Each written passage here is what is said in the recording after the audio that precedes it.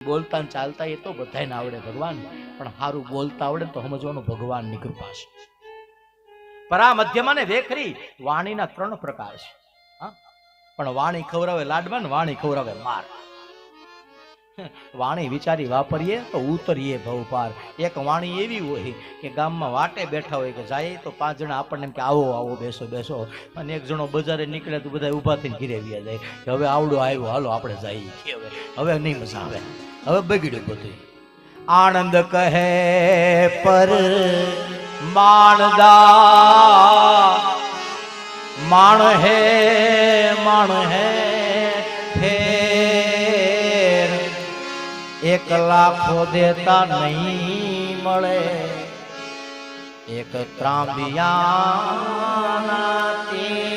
આનંદ કહે કારણ કે આ તો વાતુડિયું વગતાળ્યું ઝીણ ઝીણ ઝુંઝવ્યું, હેડા હેડા માનવી અને હેડી હેડી. આ તો જેવા હોય સમજી જવાનું. તમારી કંપની કેવી તમે એવા, હા, તમારો સંગ કેવો તમે એવા.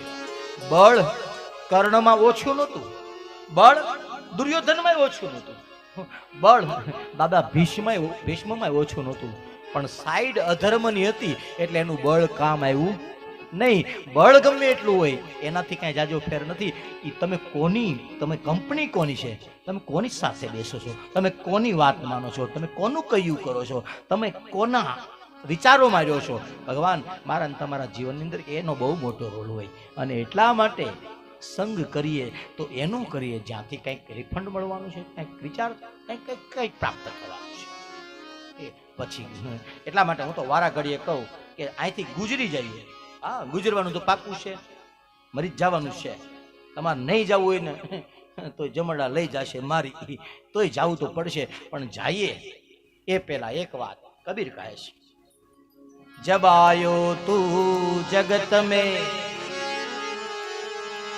जग हसे तुम रोय, करनी ऐसी कर चलो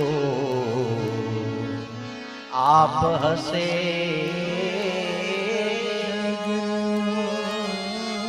હું વારા ઘડીએ ઘણી વખત કથાઓની અંદર ઓનલાઈનના માધ્યમથી મને સાંભળતા હોય બધાને તો આ વાત નવી નહીં લાગે, કારણ કે હું દર કથામાં કહું મને આ બધી અમુક વાતો બહુ ગમે એટલે હું એકદમ રિપીટ કર્યા કરું. યાદ રાખો, ગુજરી જઈએ ત્યારે કોઈ આપણા વખાણ કરે કે ન કરે એની ચિંતા નહીં કરવાની, પણ આપણે ગુજરી જઈએ ત્યારે ગામ રાજી ન થવું જોઈએ એવું કામ કરીને જવાનું છે.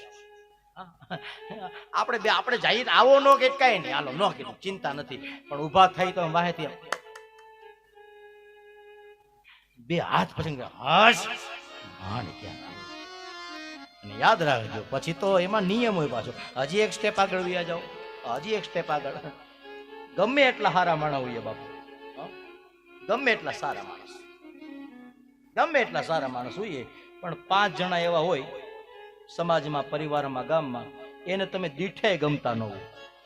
બહુ સારા છો, તમારી અંદર કાંઈ વાંધો નથી, બધી રીતે રેડી છે બધું, પણ 5 જણા એવા છે બાપા. હા, તમે કોઈનું કાંઈ ખરાબ નથી કર્યું, બધાનું સારું જ કર્યું છે, તોય 5 જણા સમાજમાં એવા હોય કે આખી દુનિયા તમને સ્વીકારે છે, પણ 5 જણા એવા છે એને જરી કે તમે હામા મળો ને તોય નથી ગમતા. હાલો હું કેવું છે તમારે, 5 જણા એવા છે જેને તમે દીઠાય ગમતા નથી, અને તમારી અંદર કાંઈ લઈ લેવાનું નથી, એક ખારો ગુણ નથી. હા, એક ખારો, બધી વાતે પૂરા છો, બધાય અપલખણોથી ભરેલા છો, તો એ 5 જણા એવા છે જેને તમારી વિના એક ઘડી કે હાલતું. યાદ રાખો, સીધી વાત છે, બહુ સીધી વાત છે. અને એટલા માટે ઓલા 5 છે ને એની ચિંતા નહીં કરો, તમારે જે કરવું છે ને એ કર્યા કરો.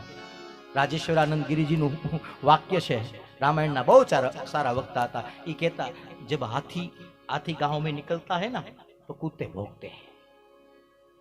क्या होता है, हाथी जब गांव से गुजरता है तो कुत्ते भौंकते हैं. अब जानो उस कुत्ते से पूछो, उनसे बात करो कि कुत्तों से पूछो कि हाथी ने तुम्हारा क्या बिगाड़ा है, पूछो उनसे. कुत्ते के पास कोई आंसर नहीं होगा, कोई जवाब नहीं होगा.